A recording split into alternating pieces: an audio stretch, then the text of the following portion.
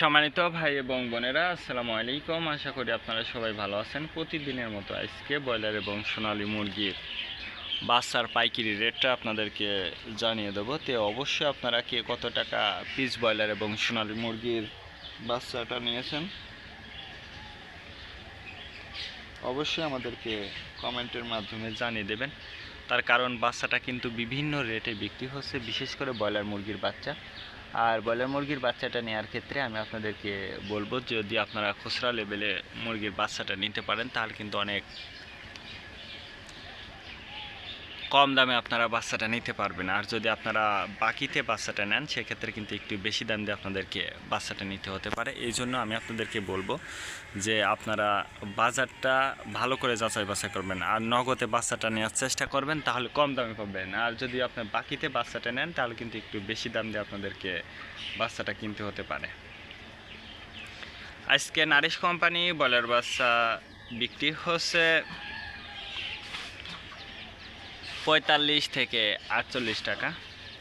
কাজী company broiler বাচ্চা বিক্রি হচ্ছে 45 থেকে 47 টাকা। আতাপ কোম্পানি ব্রয়লার বাচ্চা বিক্রি হচ্ছে 45 থেকে 49 টাকা। নাহার কোম্পানি ব্রয়লার বাচ্চা বিক্রি হচ্ছে 45 থেকে 47 টাকা। নিউ হোপ কোম্পানি ব্রয়লার বাচ্চা বিক্রি হচ্ছে 45 থেকে 47 টাকা।